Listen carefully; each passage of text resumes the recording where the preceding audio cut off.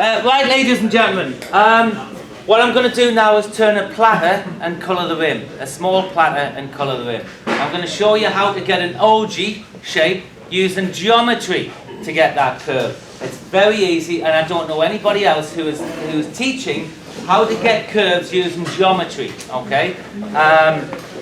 The reason I colour a piece of wood is to emphasise what is already there, using the aesthetic medium of colour, okay? And ideally, what you're looking for is a figured piece of wood. I'm trying to emphasise the figure that's there. The better the figure, the better the emphasis and the colouring will be. I can't improve on nature. I can't improve what the Lord has produced. So, what I'm trying to do is emphasise what is already there using colour. And by the way, ladies and gentlemen, the word colour has a U in it, okay?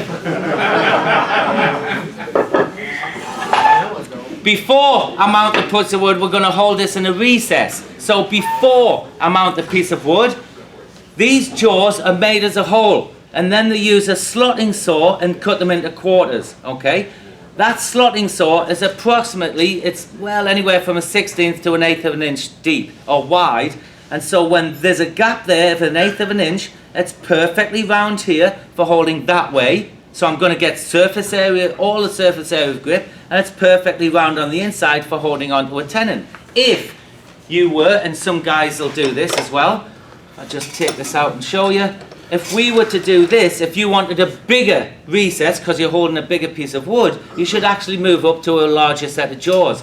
If I was to do that, and the recess, let's say a platter that big, and I wanted the recess that big, I would use a bigger set of jaws. The reason for that is when I open them up to there, and I'm holding into a recess, I'm only holding on that little bit there, that little bit there, there, and there. Just on those tops. I'm not getting surface area of grip all the way around. And again, that makes a big difference to accuracy as well.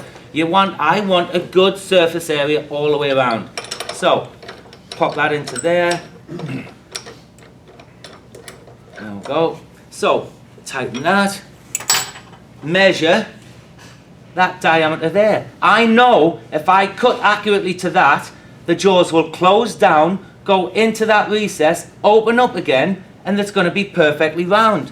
So I measure that first. A lot of guys mount the piece of wood and then they get the dividers and they try to guess what that should be. Measure it first. It makes a huge difference. Huge difference to the accuracy. And as I said earlier, it's very important how you cut your holding points. The more accurate you cut them, the truer the piece is going to be when you put in the chuck. Sometimes getting this on and off can be quite hard, depending on the wood. If it's a really dense piece of wood, the right size drill for that is a 3/8 or 10 millimeters. Okay. If it's a really dense piece of wood, I might drill the hole 10.5 millimeters, and if it's a really dense, really soft piece of wood, I might drill it 9.5. Okay, because it'll go on and off easier. Sometimes I might even put a bit of wax on there, especially if it's wet wood. Because wet wood can shrink and dry onto the screw chuck. So if you put a bit of wax on there and a bit of wax in the hole, it makes it easier to screw on and off. Okay? No different to woodworking. We used to put the screw in the drill, dip the screw in wax, and then drill it, and then it goes in much easier. Okay? So turn that down, square this up. Stop there, then tighten it up. That ensures for me that I get it on square. If you start it at an angle, it will, up to a point, pull and true up, but ideally try and put it on as square as possible. So, and make sure again that is tight up against the jaws. What type of wood is that? This is maple. Maple. Okay, there. First thing, push cut. Exactly as I said before, that bevel should be floating behind the cut, and if you've got a smooth surface, the bevel is in exactly the right position. If you don't get a smooth surface, you're cutting on the tip of the tool and you're dragging a point across there. You could, if you want, use the wing and do a draw cut that way. The reason I get people to do the push cut is to get them to do that push cut. You should really know both cuts, the push cut and the draw cut. That will be much more versatile for you. So, get this up to What's that? 2,400. It's only a little piece of wood.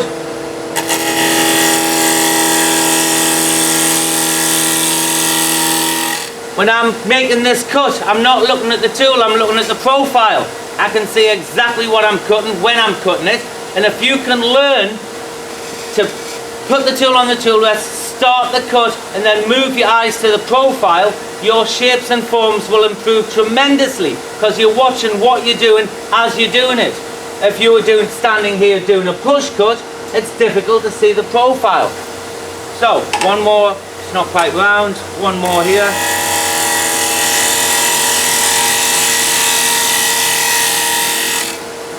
And to be honest, we only really need it round there because we're going to shape all the back. We're going to take a lot of that away. There you go. A lovely, flat, polished surface. Okay, so the bevel was in exactly the right place. So, move the tool rest around to here. Now then, normally, if this was a bowl, you would have the best grain on the bottom, there. So if you look at your blank, where the best grain is, you have it there, okay? And you mount it here. And the reason for that is you turn the back. When you turn it around, hold it, you hollow into to reveal the best grain. If the best grain was here, where I've got it mounted now, and it was in that place, and I turn the back of this and shape it, turn it around, and so where the screw hole was, the best grain's there, that best grain ends up on the floor. So you generally have the best grain on the bottom of the piece. However, on this piece, I'm going to colour the rim. And that's the feature of this bit. So I've got the best grain on this side. Okay? That's the rim I'm concerned about. So, take it to here. Draw cut. Tool rest high, too high. Wants to be there. When I put the tool on the tool rest, my arms, shoulders are relaxed. Never turn tense like that. You'll have a bad neck in minutes. Just put the tool on the tool rest, there. It's right on the centre line. It's not below, it's not above. There, right on the centre line. Just lean back. Right foot forward, left foot back for this. I'll lean to there.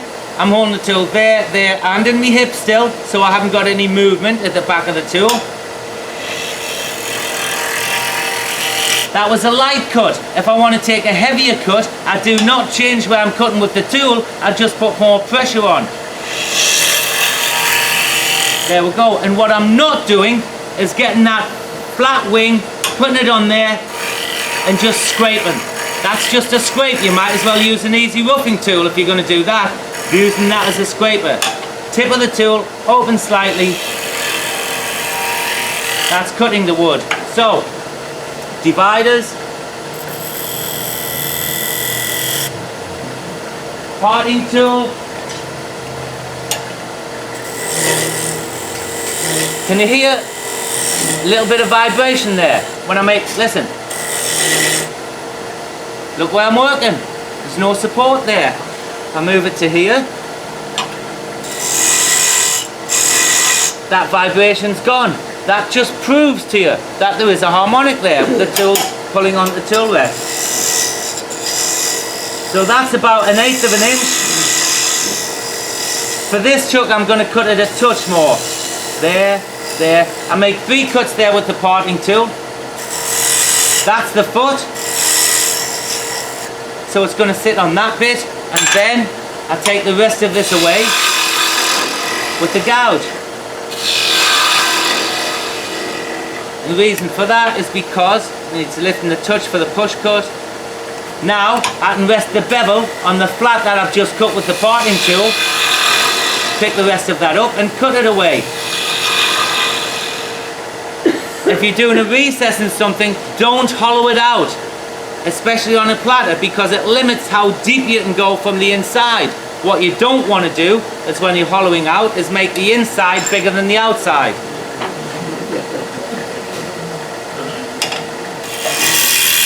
Always get rid of this wood.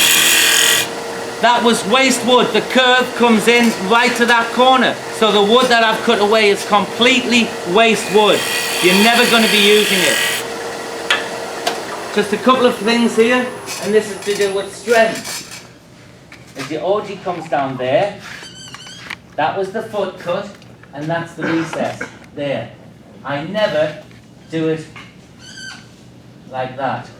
So that cut and that cut are the same depth. The reason for that is when your jaws are in there, pushing this way, going out that way, that and that, if they're the same depth, that's weak. That's a weak ring, okay? On that one, the jaws go right up into here. They're coming out, they're pushing this way. I've got all that to hold into now. That makes a huge difference to the strength on this. You don't end up with a weak ring. So that cut is half the depth of that one, and I'm holding into all that wood. That makes a massive difference. Let me get rid of that. Push that into there. So the OG, it's basically a sine wave. That's all it is. And that curve should be the opposite of that one, and 50-50. The easiest way to do it is simple geometry. Let me draw it on here for you. So, if that's the piece of wood, there. We've got, well, I'll put a foot on this one, it doesn't matter. So there's a foot.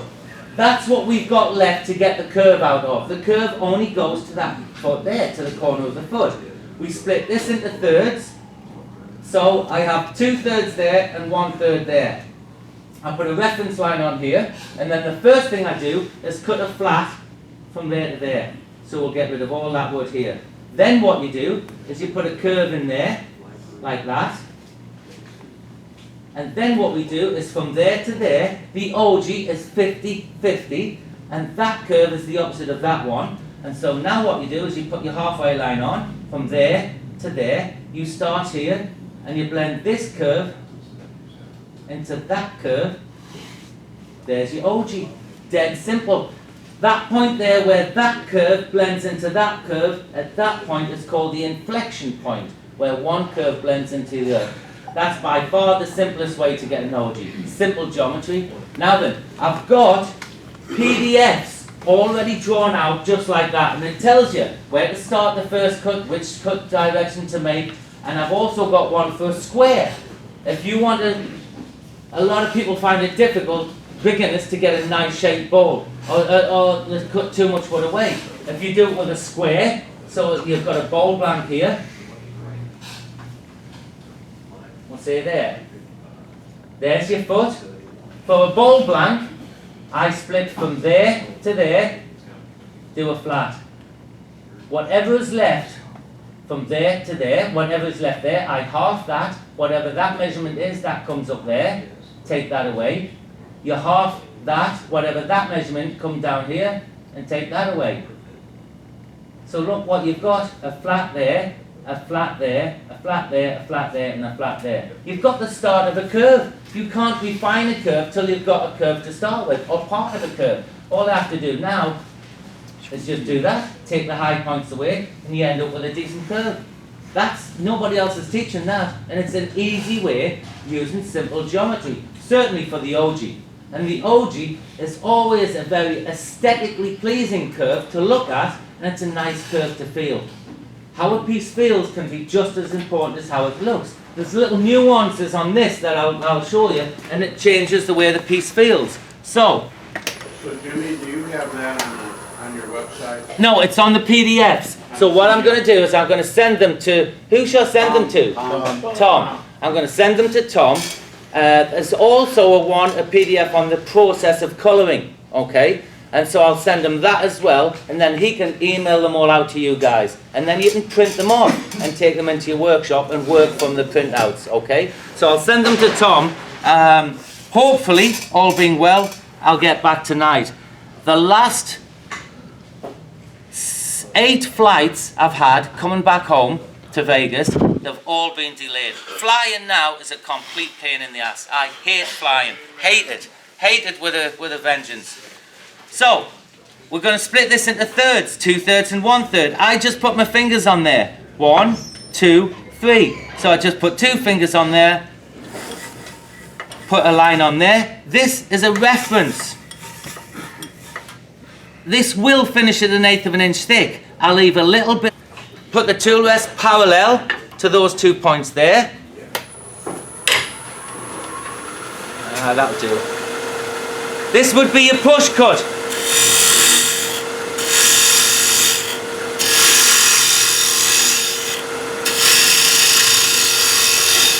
quite a slow cut. It's a great finishing cut, but it's quite a slow cut for removing wood quickly. I like the long grind. Watch this. If I put that to there.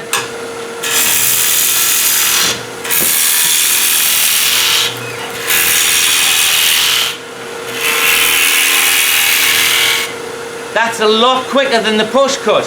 However, Joel, want to watch him moving something? I just thought I'd stop for a minute and see if... So... We're the simple male. We You- distract me easy. Sorry. So you can see I've got a flat from there to there, which was the first flat from here down to here somewhere. So now we're going to put the curve in. It's badly torn out. The grain on the outside of a bowl is always running from there to there, and that's the way you should make your cuts. Certainly a finished cut.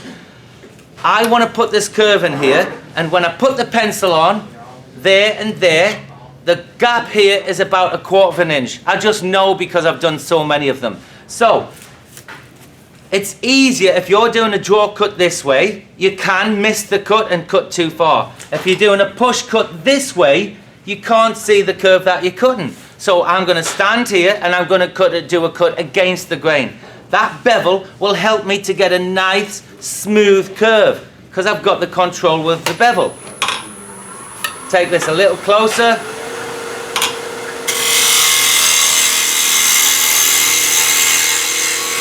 There. See again how I hold my body. I'm standing there, moving to here, and then all I do is push, move this weight from this leg to that leg and twist my body at the same time. I'm still holding the tool in 3 places. So there.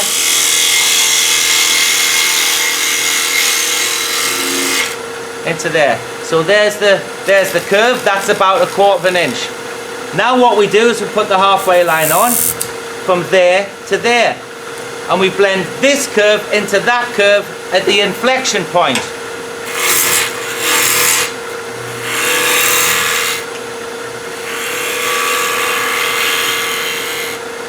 There's your OG. All you've got to do now is refine it.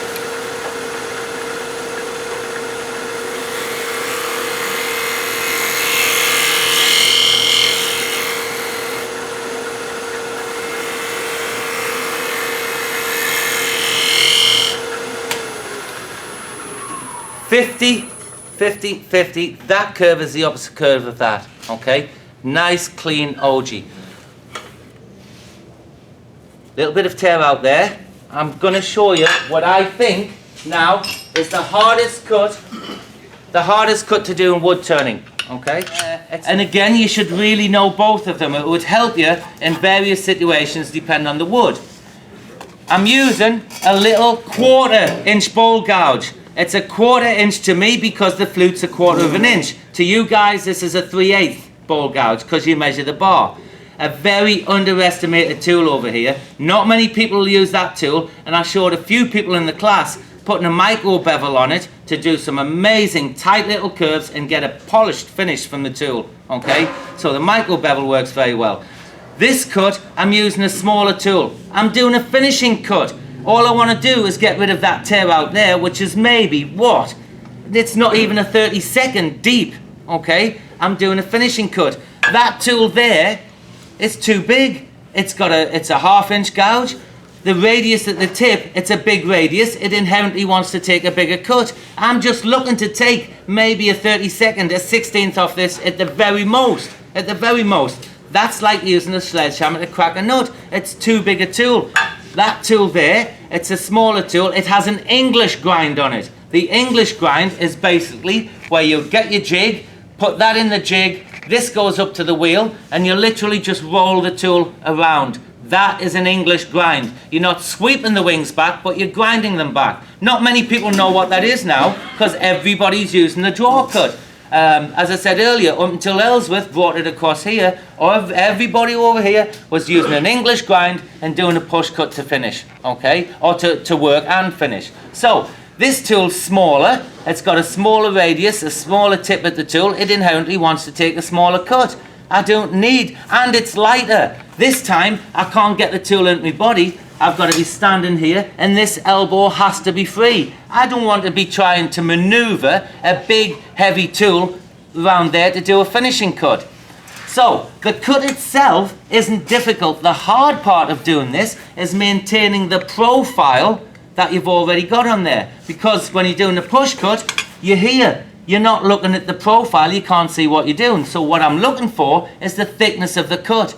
If I take the same amount off all the way around, I'm maintaining that profile. So when I pick the cut up, if I see the cut get wider, it means I'm going into the piece. If I see it get smaller, it means I'm coming out. If I can keep that cut the same thickness all the way around, I've got to be maintaining that profile. Does that make sense? So, that's okay for height-wise. Right, I'm going to get the bevel rubbing first. I've got to pick the cut up from there. You can't go with the point there and then suddenly do this and push it around. So, I get the bevel rubbing first. That's the control of the tool. That will not cut until I pull the handle towards me. There. It's just about to start to cut the wood. Okay? So, you get the bevel rubbing first, pull it towards you, start to pick the cut up, and then once you pick the cut up, you push it through, okay? Depending on how far you bring that towards you will dictate how deep that cut's going to be. What I never do is have the tool stationary like that, then do this and pick the cut up because you've just left a little step in the work. What I do is I get the bevel rubbing and I'm moving ever so slightly like this as I'm pulling the handle towards me, so at some stage I'm slicing it in at an angle to pick the cut up instead of stationary and leaving a step. Faster speed.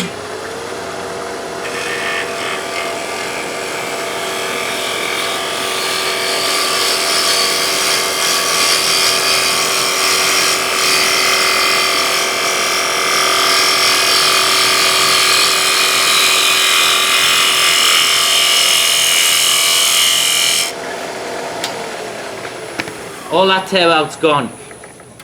It was badly torn out on the end grain there. Oh, sorry, that's long grain. It was badly torn out there, and it was badly torn out there. There's absolutely no tear out whatsoever now, okay? However, what we do have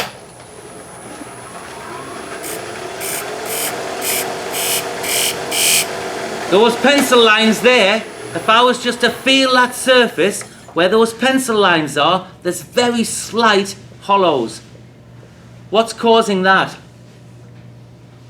The heel. The heel, absolutely. So on this, I can actually see the heel is rubbing behind the cut. It's okay on that surface because that's an outside curve. But when I'm coming this way, if I leave those would stand out. I'm not too bothered about them. However, if they were deeper than that, what you would do is you'd go up to the grinder and just grind the heel away. Okay? And that would enable you to get a smooth cut round here without the heel rubbing, and it wouldn't crush the wood. Okay, so that was the push cut, a very difficult cut. The cut itself not difficult, the difficulty is maintaining the profile that you've already got. So I could move to the long grind bowl gouge. I've got a diamond hone here. I hone my tool several times before I go back to the grinder. Every time you go to the grinder, especially if you're not efficient at grinding, you're going to waste steel. I've got 180 on that side. I have two of these. 180 on that side, 300 on that side, and I've got one which has 300 and 600. That 300 grit is far finer than any wheel you can get. Okay. Oh, and while I'm on about sharpening,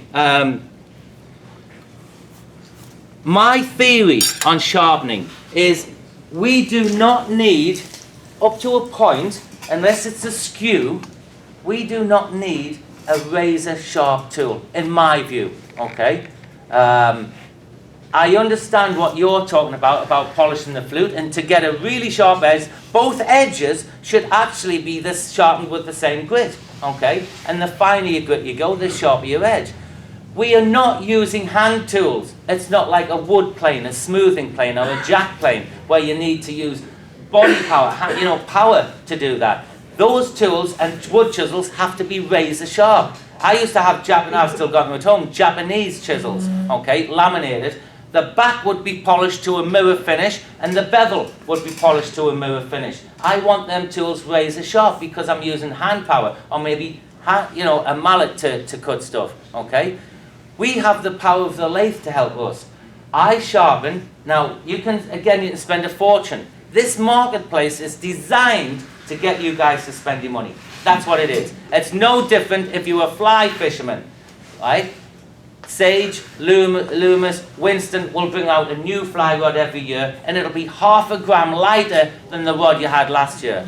Those rods are designed to catch the fisherman, not the fish, and it works every time. Every time, same as ping with golf. The golf clubs, they'll bring out a driver where if you can drive it 10 yards further. So, my thinking is, I and Mike Mahoney as well, he's the other guy that I know, we use a 60 grit wheel to sharpen with, okay? I went to Home Depot and I bought a Norton general purpose grinding wheel, and it was a 60 grit, and it cost me $16 2 years ago. What were we all using before they came out? We were using just ordinary wheels, and years ago, before the pink wheels and the white wheels and the green wheels, they were just ordinary bog standard grinding wheels. They did the job. Okay, you had to clean them up, you had to deglaze them and keep them flat with a diamond hone or a diamond deal or whatever. What are they called again? Dressers. Dresser, diamond dresser. However, those wheels are perfectly fine. Those wheels there, how much is the cheapest one of them you can buy? 1 1/4. How much? 75. Have you seen them for 75? I've seen them 1 1/4. 75, yes. Wow, okay, the guy's not making much money on that. And you can get different qualities. How much was yours? Usually 1 1/4. I've seen them for 1 1/4, 125 at the shows. If you got one for 75, good deal. There were different grades of CBN. The best grade, and I was talking to a good friend of mine, Dave Schweister from D-Way Tools up at Portland. And he was telling people, that people coming up, because he sells these wheels. And he said, and he was telling me this, he said, yeah, Jimmy, I've had a few guys come up and say, why are your wheels $180 and his wheels are $125? And Dave said, simply, go up and ask him what grade of CBN he's using. So the guy went up, asked him, and he says, oh, one better than Dave's. He didn't say what the grade was, he says, oh, it's one better than Dave's. And Dave said, that's bullshit. You can get different qualities of CBN. And they do wear. They do not stay like that forever, they do wear. Okay, you've got the advantage of the wheel won't burst. Although modern wheels now, the materials they're using to glue them together, or the resins or whatever, they're a lot better than the old wheels 50 and 60 years ago, which could break and end up like shrapnel. Okay, so they do stay flat. They are solid, they're not going to break up, but they do wear. I had one of the students in my class up in Vegas, got the tool in the wrong position, caught it with the tip, and took a whole strip of the CBN out. There's a bare patch for about that much on the wheel, so you can get it wrong, okay? And again, they're expensive. I could buy, what, if they say they were $160, I could buy 10 Norton grinding wheels, which has lasted me 3 years up to now, okay, and it's still okay, for $16, so I could buy 10 of them, which would last me 30 years. It's just, what I'm saying is, they're good in some, the other advantage is, on the finer wheels, if you're learning how to sharpen, it doesn't take much steel away. It really doesn't take much steel on that fine wheel, okay? So, when it comes to sharpening, what are we looking for when we're doing a finishing cut? There's two areas on a piece where we need to get the cut nice and clean. Where is it? On the end grain. It's always, the long grain always cuts cleanly. It's the end grain there and there where you're going to get the tear out. The only difference between using a 60 grit and a 180 is the striations on the surface of that cutting edge. Again, with a push cut, the bevel is rubbing behind the cut and it burnishes the fibres. I've proved this at home several times. I've sharpened with a 60 grit and done a finishing cut. I've then sharpened it. I've got a 150 grit CBN wheel. I've sharpened it with a 150 CBN wheel and done the same cut. And the guys have said, well, there's no difference. I can't see any difference. And the only difference is the striations on the surface of the wood are slightly bigger than they would be with a 60 grit than a 180 grit. We all sand to a finish anyway. So it's quicker for me to sharpen with a 60 grit. I put the tool in, I never start on the front. If you do that, you're going to put a hollow in straight away. I put the tool in there, I start on the wing, which is a wider, better surface area to put on the wheel. I start on the wing, sweep round that way, one that way, check it. If it's okay, it's done. If it's not, there's a little bit there, one more sweep, and I'm done. I'm back to turning. Okay, so I use a 60 grit wheel, and it's a general purpose Norton wheel. The longer or the more you get into this, you know where you just know what to buy and what not to buy. If I could get to every beginner before they started buying tools, I could save them a fortune. Because they'll come into a club, a new member, and they'll go to a table. Wow, that's awesome, that. And he'll pull, who did that piece? Oh, it was him. Pull it up. How did you do that? Oh, I used this tool. Oh, I used this easy wood tool to do this. So the guy goes out and buys a set of easy wood tools. Now, a set of them big easy wood tools are $500 for 4 scrapers, basically. For $500, you can get a lot of good cutting tools. And the easy wood tools will not roll beads and coves. You can't turn something really thin with them because you're scraping the wood. And if you're trying to turn something thin and there's a knot in the side or a bit of odd grain, and you're going down with a scraper and you scrape and you catch that knot, bang, the piece it'll explode. Whereas if you're cutting past that knot, there's far less resistance when you're cutting than scraping. So those tools got a lot of people into wood turning. However, they are limited to what they'll do. They will not roll a nice tight bead, and you can't turn a thin stem on a goblet with them. You can't scrape a long thing. You can't do that. It'll just snap. You haven't got the support. So I would advise you to persevere and try to learn to cut the wood. In the long run, it's better for you. It's more therapeutic. You haven't got so much sanding to do. And it's just a nicer way to work. However, remember what I said at the very beginning. You take wood turning to a level of skill that suits you as an individual. I don't care one iota if somebody cuts or scrapes. I'm not bothered. I'm just happy that people are wood turning and keeping this craft alive. Okay? So, you do whatever you need to do to get the end result. And if you scrape, you might have to do a bit more sanding, but who cares? Do whatever you need to do and enjoy it. So, this cut here, I'm going to give it a couple of sweeps up the flute on that wing there. Bring it onto the heel.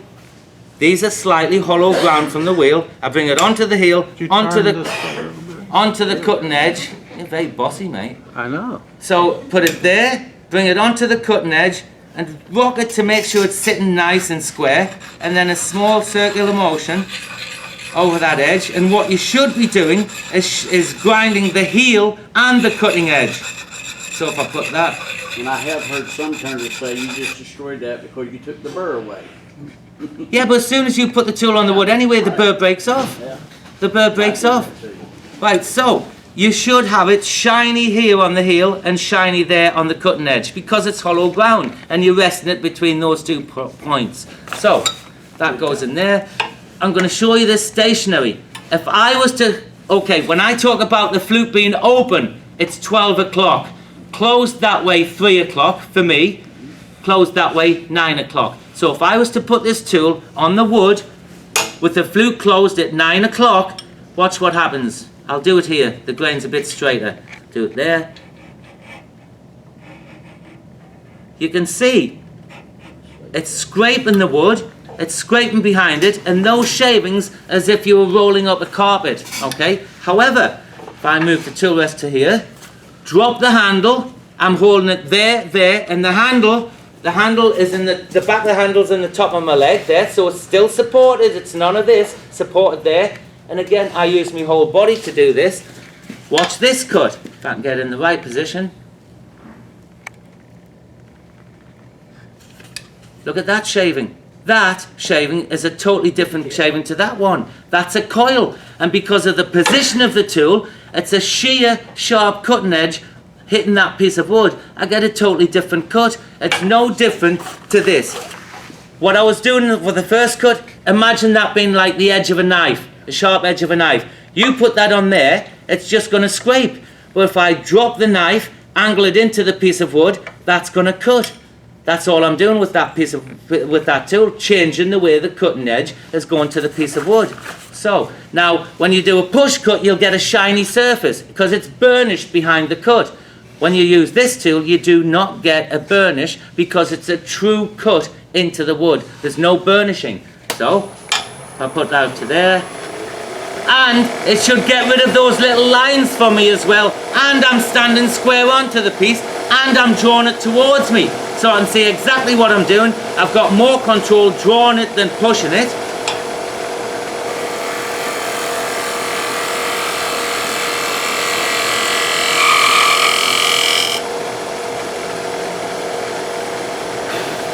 They're the shavings I'm taking off. A really light gossamer shaving.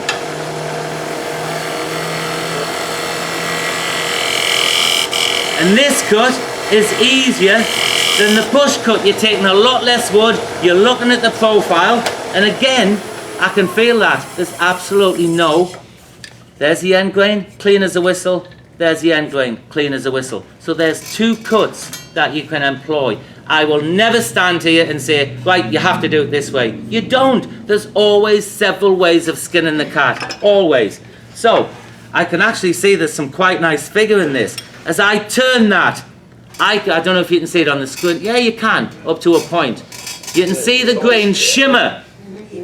The word for that is chatoyancy or chatoyance. The French pronounce it chatoyance. It derives from two French words. Le chat, which is cat, and les yeux, which are eyes. So literally translated, it means cat's eyes. And cat's eyes reflect or refract the light. Okay? So the word for that, if you get a bit of tiger's eye in your hand, the stone, and do this, you'll see the grain shimmer. The word for that is chatoyancy or chatoyance. So, get rid of this. We'll unscrew this. Now then, I'm not going to do it purely because of time. You would now sand that, seal it with sealer, and then finish it with oil. Okay? The reason you would do that is because where the end grain is there and there, those tubes are much shorter. The pores are much, much shorter. There and there, the tubes or the pores are much longer. And if you don't seal this side, so what I use, I use two products. It's either, not this one, Deft Lacquer. If I was to, I would put 70% lacquer and top it up 30% with denatured alcohol. A thinner product will penetrate further into the wood. Okay, the capillary action draws it in. Capillary. How do you say that word? Capillary. Capillary, exactly. So, it draws it into the wood, and you're better off putting two thin, any woodworker will tell you you're better off putting 2 or 3 thin coats on and building up to a finish than put a thick syrupy one on and having to cut it all back. Yes, Pat? And on the sanding sealer or the sealer, I know like Mylan cellulose sanding sealer versus say the shellac. It's a sealer. It's still that cellulose. Oh. Does it fill? Does the cellulose have a little granules? No. It's a liquid. It doesn't have it. Well, not that I know of. I've never seen it. And it's cellulose sanding sealer. It's and you thin that with lacquer thinners, not alcohol. So anyway, I use either the Deft Lacquer or the Bullseye, Zinsser's Bullseye. Is it clear coat or seal coat that doesn't have the wax in? You guys, some of you guys brought it. I can't remember what it's seal coat or clear coat, and it doesn't. It's wax free, totally wax free and clear. And again, I thin that down. So they're the two. Now all I'm doing, if we were to put oil on that, sanded it, finished it right down to whatever grit, and you were to put oil on there, how much oil have you got to put on? On bare wood, a lot. That's exactly right. You've got to put enough on to get it to saturation point. And you're just wasting your oil, you're wasting your time, and you're wasting your money. If I seal this, and what I do, I get the sealer, there's the end grain there and there, I do that, I seal that section. Move it around to here, I seal that section, then I go back to where I started, go over that again, and go over the whole piece. So the end grain has been sealed twice, because that's where it's going to soak in more. Leave it to dry, then cut it back with a little bit of steel wool or that white Scotch-Brite deal, okay, and then put your coat of oil on. What you've done is you've blocked off them pores. If you don't do that, when we take this down to the finished thickness, which is about 1/8 of an inch, then I'm going to put a little bit of a curve on the rim. The reason for that is because a curve is better than a flat. I'll explain that in a minute. And that's too thin. If you put your first colour on and you haven't sealed this, the centrifugal force can push the colour through the tube, and you'll end up, I always start with a dark colour, and so you can end up with little dark dots on this surface where the colour had penetrated through, because of the centrifugal force that pushed it through. And you can't get rid of them. The tubes themselves are filled with colour. So it doesn't matter how much sanding you do, you won't get rid of them. So seal that wood first, and that makes a massive difference. So, unscrew this. Anybody got any questions while I'm setting this up? So it was lacquer, not sanding sealer, right? The cellulose sanding, it's anything. Okay. The lacquer, the shellac, the myelin cellulose sanding seal. Again, I would thin that down. It's just to seal the pores of the wood. And the other beauty of that is, when you put your oil on, you get a much more level playing field. The oil won't soak into the end grain because it's been blocked off. So you use less oil, it's just lying on the surface, and it dries much, much quicker. Much quicker. So, take this out, turn this around, hold it in your recess, that pops in there nicely, put your finger there. I'm not holding it like that because if I hold it at a slight angle, when I switch it on, if that's waving, I'm going to end up with a thicker thin edge. So I'll put my pressure there, tighten that up. Right, again, where I put the tool rest is quite important.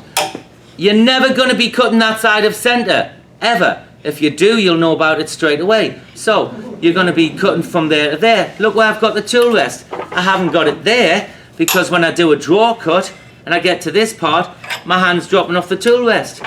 Put your tool rest to there. I've got a lot more support when I get to the outside of the piece. This is going to go down to about 1/8 of an inch. I could do a draw cut across the whole surface, or if I turn that to a slight angle,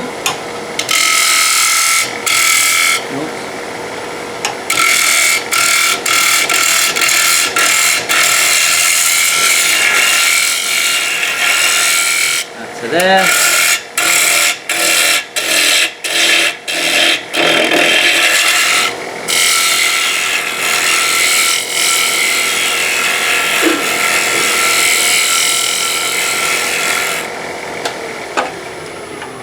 Going to put 2 fingers on there. I make the rim 1/3 of the radius. I want a decent rim on there because I want you to be able to see the colouring and the figure that I'm trying to emphasise. I would never make a rim that big. It's not big enough. You're not going to see what you want. Things get really interesting in wood turning when you purposely break the rules of proportion. Things get really interesting there, and you're starting to be much more creative.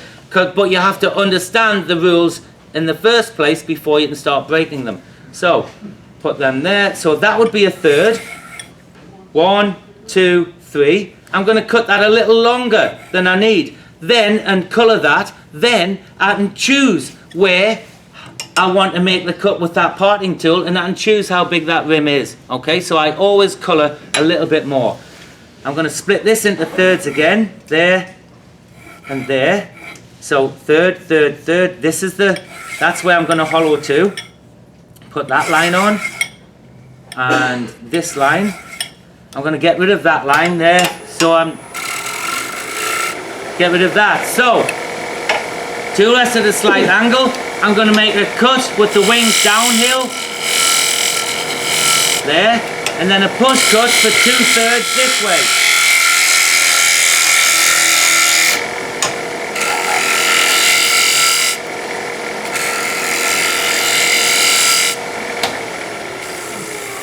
Two things. How a piece feels is just as important as how it looks. There is some nice figure in there. That should pull up I'm going to use 2 blues on this. So, going back to the rim. As I said earlier, how a piece feels is just as important as how it looks. I never, ever, ever make that rim flat. Ever. Nobody feels a flat. When I want to give this to somebody, the other thing is, I've got 2 edges here, a square edge there and a square edge there. I'll be putting a radius on here and softening that. If you leave those 2 square edges on, when you give it to somebody, they'll feel them in the fingers, and it doesn't feel comfortable. If you soften that, it makes a big difference. That is a slight curve going into the piece. So it's not a flat with a bump on it, it's actually, there's the rim, it's angled in, like that, a soft curve going in. That does 2 things. Aesthetically, when you look at the piece, it draws you in, and when you give it to somebody, ergonomics. they'll do that. I'll guarantee when that's sanded and finished and you give it to somebody, they'll go, oh, that's beautiful. Watch what the thumbs do. They'll do that. Say, oh, that's lovely. They won't even know they're doing it. And they're feeling the way into the piece. If you leave that flat, I'll guarantee nobody will go, oh, that's lovely. They don't feel a flat. They're not going to say a flat is lovely. And I don't know anybody who doesn't like the feel of a nice soft curve. Anybody. Oh, you're smiling, sweetheart. You know what I'm talking about. So, back to this. We'll sand this. I'm going to start with a 180, 240, 320, 400. There's one other thing I'll do first before I even start sanding. There's a little bit of disturbed grain there and there. That's cut nice and cleanly. What we're going to do, this liquid, if I spray this on, it's going to do two things. It's going to show me what the piece finish is like, because if you put a clear liquid on a piece of wood, it takes it down one tone. If you put an oil on, unless it's a clear mineral oil, okay, it takes it down 1.5 to 2 tones. Okay, so clear liquid, I can see all this grain starting to pop there, all the grain there. However, if we do this, just set fire to it, that's denatured alcohol, okay? Just flash it off quickly, and if you were to feel that surface now, keep it moving about. If you don't, it'll burn. Oh, shit. Still got that. Burnt hair, stinks burnt hair. So, if you were to feel that surface now, it's like a peach skin. It's all fuzzy. So the liquid, somebody said the other day, alcohol doesn't raise the grain. It does. It's a liquid. It soaks into the grain swells up like that. I just flash it off. You don't even have to set fire to it. It's just good fun in a workshop. And so you could switch it on and evaporate off. And those fibres stay stuck up like that, and they're much easier to sand back. The other thing I will not start sanding is a burnished surface from the bowl gouge. And when you do a finishing cut, is that your girlfriend? You hope so. Good for you, mate. So, if you do a finishing cut with a bowl gouge and you've got that shiny burnished surface, I never sand that. I raise the grain first with alcohol and swell it back up. It's very hard to sand compacted fibres. It's like the skin on MDF. So if I do get that polish from the finishing cut with the bevel, I still raise the grain first. It makes it easier to sand back. So 180.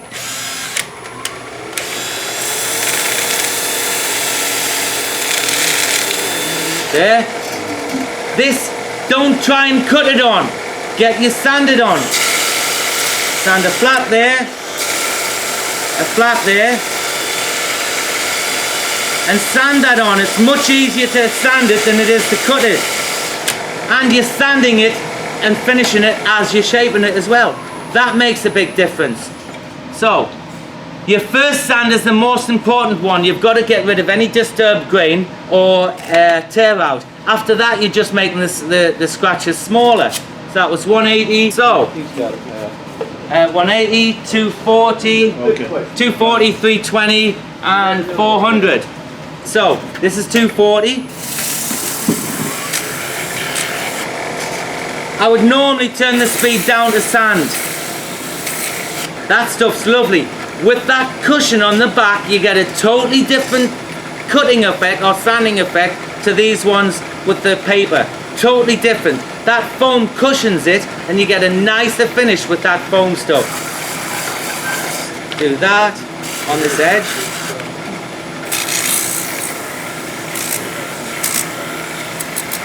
Right into there. Just have a look at that. 320, okay, 320.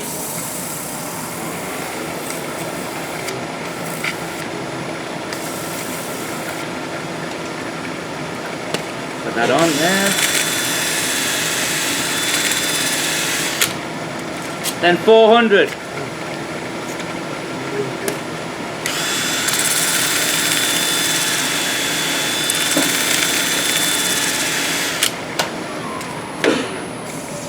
Stop that, have a look.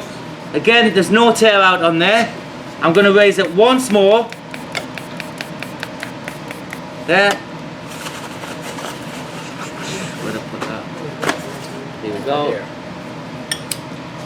Splash that off. That raises the grain. I'm going to stand at one more with 400 grit.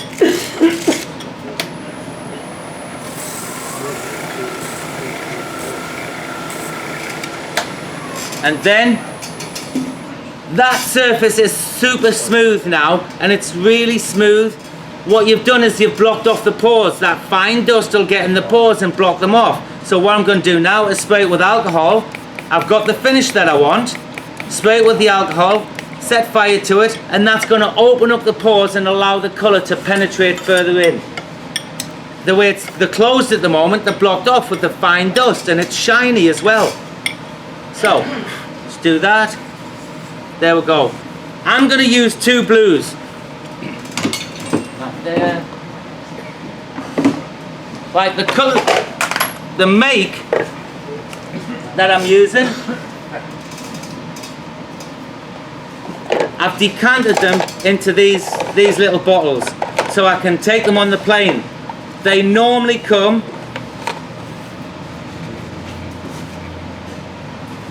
that's what they are. That's the type of colour that I'm using. The Chestnut Stains, they come from England. They're aniline, alcohol-based aniline dyes, and they have 5% shellac in them, which acts as a binder. It binds the colour to the alcohol. So when you get these, shake them up a little bit. You can get them from Craft Supplies or Wood World in Texas. Wood World, Texas, based in Dallas. I always send the guys to the Texas people because that's a mom and pop store, and I always support the underdog. Craft Supplies will always be around, and I always support the underdog. So that's what the product is.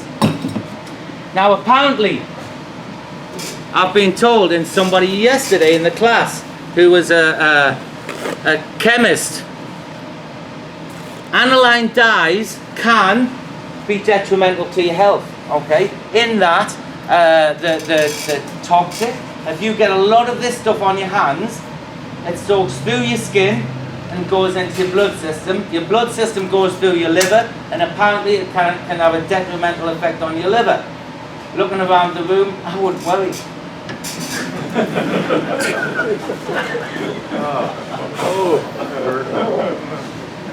So. So you've been using it for hair dye. There you go. So you know. Royal blue, I'm going to do 2 blues. I always use the dark blue fur or darker colours and sand back, okay? I'd never put a lighter colour on, because anything you put on top, if you put a yellow on, anything you put on top of that is darker, and it's going to change the colours. The other combination I like is using the warmer colours. I'm just going to do 2 blues here, and the 2 blues look really good. Good design is knowing when to stop. You can overwork something. Another good combination is purple, red, and yellow. So you put blue on first, and which other colour would you put on to make purple? Blue and what? Blue and yellow make green. Blue and red make purple. So to be honest, up to a point, when you do buy those, if you buy just the primary colours, blue, red and yellow, you can mix any other colour after that, okay? The other one I would maybe get is the teal blue, and you'll see why when I've used the 2 blues. The 2 blues look really good. The other combination, which is nice, is black to start with, then you sand it back, then you put the colours in between the black. I was down in California years ago, and one of the guys gave me a platter to turn it, and it had a feather. It was maple, and it had a feather running right through the middle of it. That's where you get the crotch, and it had a nice feather. And I thought, brilliant. I turned it, dyed it all black, sanded back so you get the lighter areas. Then I started from purple into red, into orange, into yellow. And it looked like a flame leaping through the night sky. It looked really, really cool. So use colours that work with each other. If you want any inspiration to see which colours work with each other, you can get one of those colour wheels from Dick Blick, or you can get a colour wheel app on your phone, or look at nature. Nature never, ever, ever gets it wrong. You'll never look at a flower and say, well, shit, that colour doesn't go with that one. It doesn't ever get it wrong, okay? Never gets it wrong. Never gets it wrong. So, nice, even sweeps with this. One more. That's soaking into the wood, and I've got a deep royal blue on there. Now, some people like the idea of colouring wood, some people hate the idea of colouring wood. It's nice. If everybody liked the same thing, life would be extremely boring. Nice even coats. Now the alcohol based, that's flashing off a little bit. The heat can set these off as well. Some of these are set off by heat, warmth, okay? So there we go. Right, now what I'm looking at, I'll try to find an area, yeah, maybe there. Wherever the grain is dark, wherever you see them dark areas there, the grain is sticking up like that and the colour penetrates down. It doesn't matter up to a point. How much sanding back you do, you're not going to change the colour where it's dark because it's gone down into the grain. In the lighter areas in between there, because this is road grain, it's road and it's tiger maple or figured maple, or we used to call it fiddleback maple, like the back of a fiddle. Very, very pretty. So wherever the light areas are, the grain is lying flat, the colour can't get down the ends, and so that's why they show up as lighter rather than darker. And when we sand it back, you're going to open up pores that don't have colour in, and they're the lighter areas. That's where you see the definition between the two colours. So what we'll do is just sand that. I'm going to go back to a 320 grit and then to the 400. The 320 grit sands this away quicker for me. I don't want to go back to 180 because you've got to refinish the whole thing, and by the time you've refinished it, you'll have sanded all your colour away. So I'll just go to 320. I'm going to sand less there and more there so the colours fade out from darker to lighter. And I have it darker where you start to hollow because that frames the rim a lot better.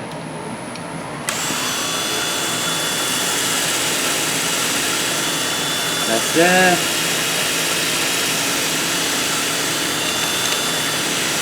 Right, the only problem with using that is the shellac on the surface.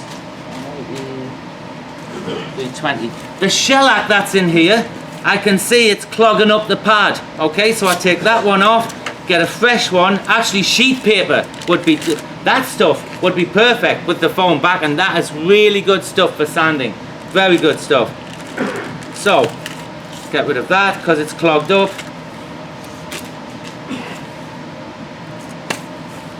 Now this will sand back quicker because I've got the shellac off the surface.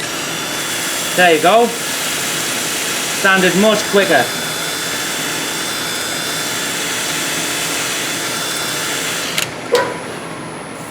As you can see, now what I don't want, right, I don't want this, I don't want a dark band there and a light band there, so I'm going to sand a little bit more here so it does fade out a little bit more.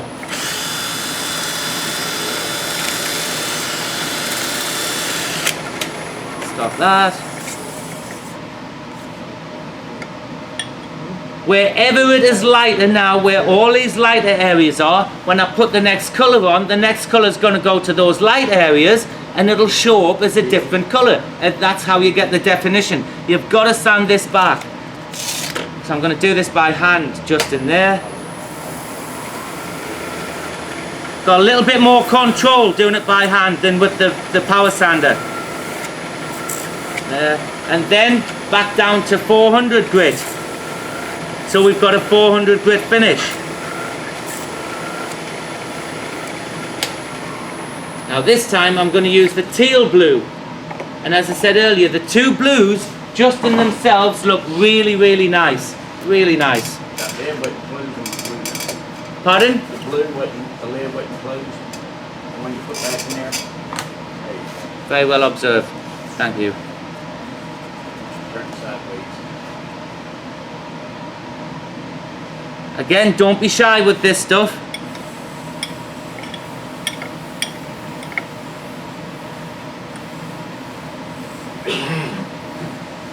So You got it up. I want that teal blue a little darker. There you go. So just flash that off. There's not much to burn. You're putting very little on because there's 5% shellac in this. So when you put the first colour on, it slightly seals the wood. So the second colour doesn't penetrate as much as the first, the third, the second, the fourth, the third, and so on. So there's an element of control there as well. One last thing. At the moment, the colours are wandering out. There's nothing to tie them in. What I don't want to do from an aesthetic point of view is put a black line on here, because it's too dominant a statement and your eye would be drawn straight to the black line. However, this is a slight radius, so I'm going to get a Sharpie, put a black, start at this edge, the right hand edge, put a black line on there, come round to this edge, put a black line on the back edge, and if you need to, fill them in the middle. Now what this does is it frames the colours, it ties them in nicely, otherwise there's nothing to stop them wandering out. And I want something to tie them in. And it keeps... Now the other thing, because this is a slight radius, a little bit more there, because this is a slight radius, when I do look at this face here, square on, there's a little tiny bit of black because it's a radius, and it just frames it nicely, but it's not a hard statement on your eye. When I look down here, I can still see just a hint of the black, and that ties everything in for me nicely. So what we then do is I'm going to give it a coat of lacquer. This deft lacquer is really good. The other stuff that I've tried is Mohawk pre-catalyzed lacquer.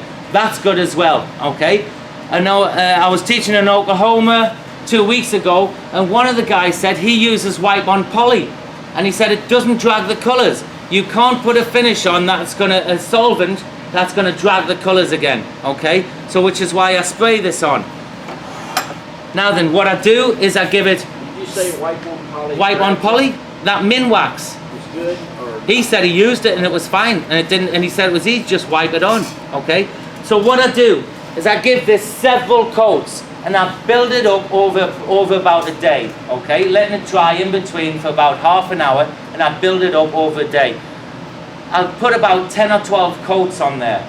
Then the finish that I use is, once it's dry, I get 1200 grit wet and dry, and I use it. I have a container of water, I wet the wet and dry, and I rub the lacquer by hand, and I sand it until it is flat. By flat, I mean not shiny. Okay, that's what I mean by flat. And you'll see the slurry, the lacquer coming off as you're using the wet and dry. Only use 1200, and you've got to put enough coats on so you don't sand through the lacquer. If you sand through the lacquer and touch the colour, you can't patch it up again. It looks like you've sanded through in that part. You can't patch it up. So you put enough on, 1200 wet and dry until it's flat. Then what I use is Maguire's rubbing compound.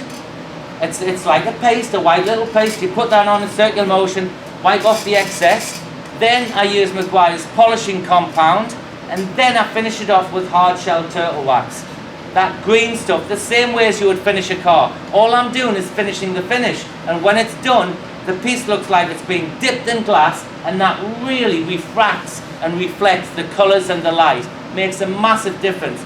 And that finish, the hard shell turtle wax, has got a lot of carnauba wax in it, and carnauba comes from the palm tree, and it's a very hard wax. Okay, that's why you get a hard, nice wax on the surface of your car, or a hard finish on your car.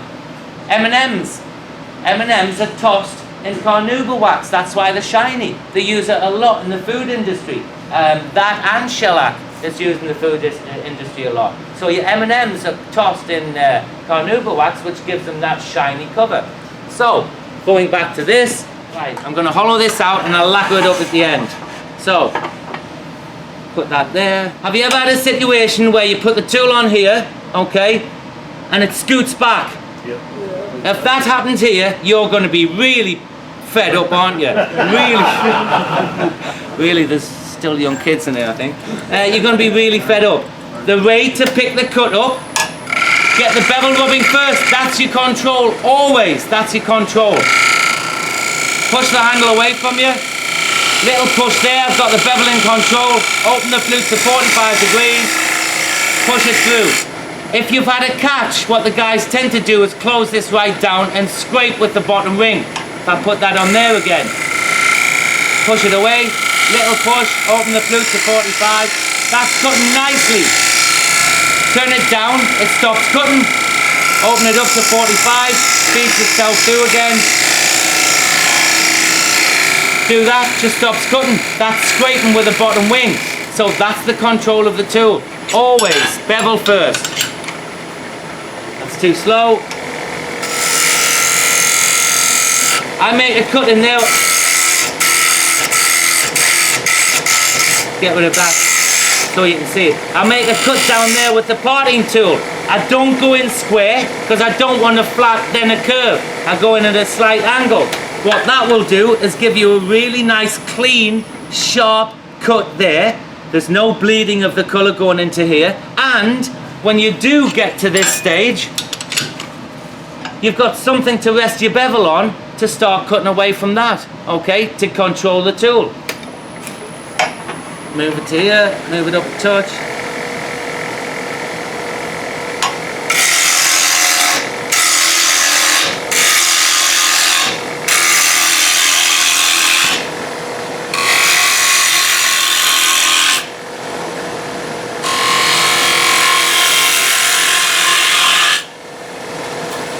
It's not too bad. Micro bevel. That's that much shorter obtuse bevel angle.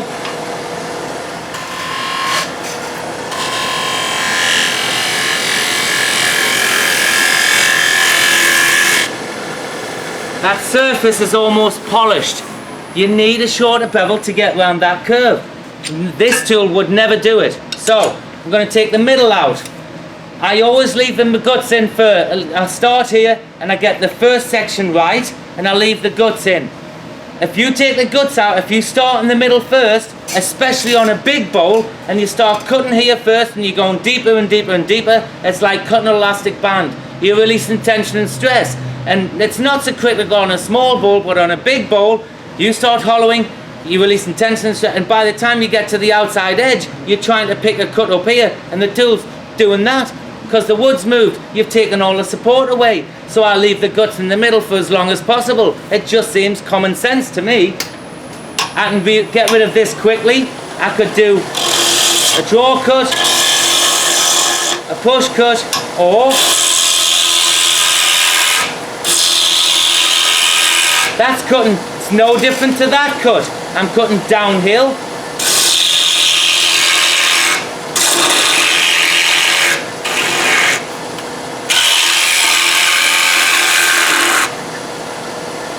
Feather the bevel. Take the cut up.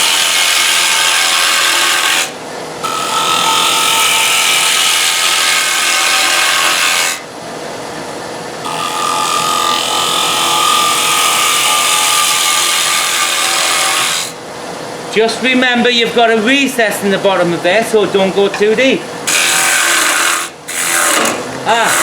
Here's another tip. If you ever have one of them, don't do this and force it off. If that was your finished cut, look what it does. It tears the wood from underneath, and actually feed and speed, just like on a metal turning lathe. You should actually, the tool will cut faster there. As you get into the middle, the feed of the tool should slow down because it's getting slower. It's faster on the peripheral than it is in the middle, so it's getting slower there. So the feed of the tool should slow down, and you should never burst through like I just did. If you burst through, there's a chance the tool will burst through like that. This will catch the other side of the bowl and bang it to it, but it happens in a split second, okay? The tool should stop at that position there. That's where it's running the slowest.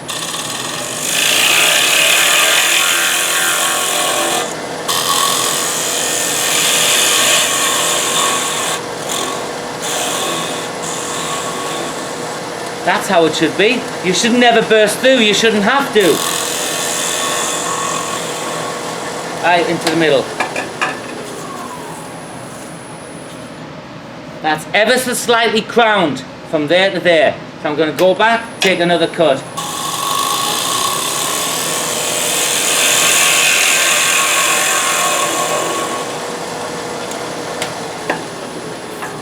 That's better. That would stand up. It's a tiny little high spot there. That would stand out in no time. So, get rid of these.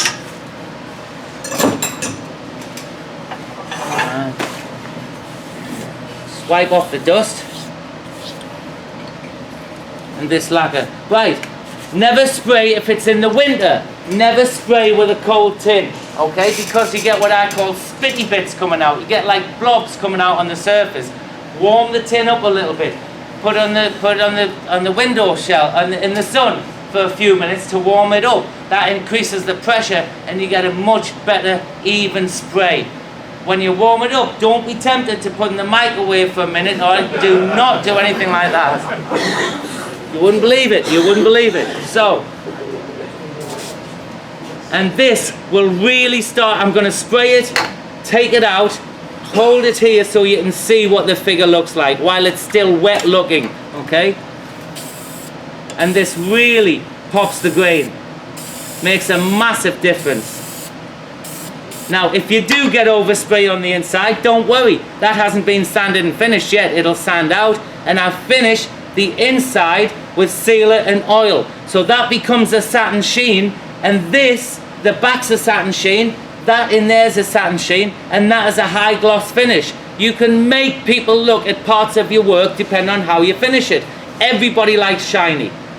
Now, everybody years ago would say, wood turning's that high gloss, but if you're making work and you finish something with a high gloss, years ago that was a real taboo in wood turning. Things change all the time. Now nobody cares what kind of finish it is, but years ago if it was high gloss, wood turners wouldn't do it because it looks cheap. That's what they used to think, as if you put varnish on or something. However, if you're making stuff and selling it and they're buying the shiny stuff, make it shiny.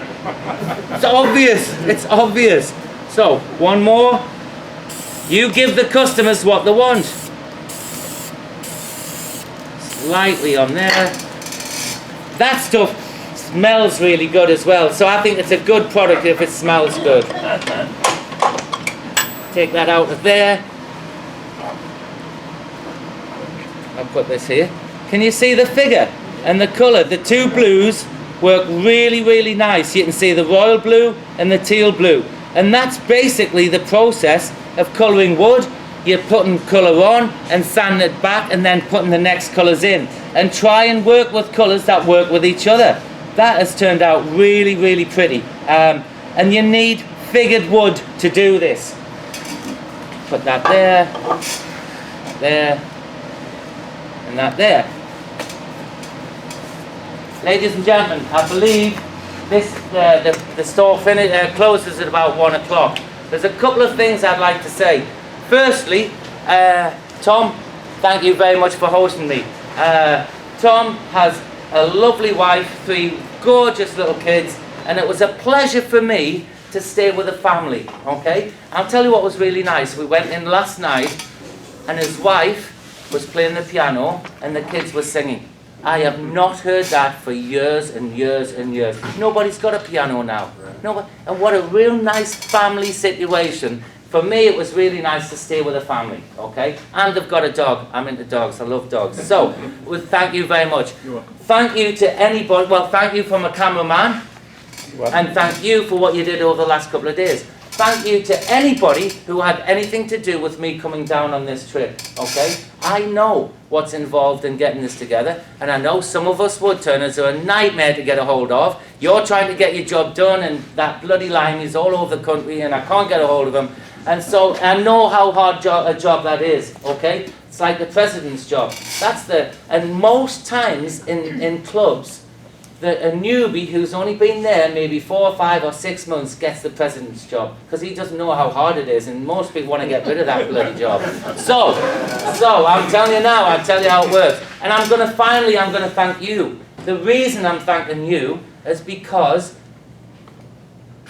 If it wasn't for you guys, I wouldn't be here now.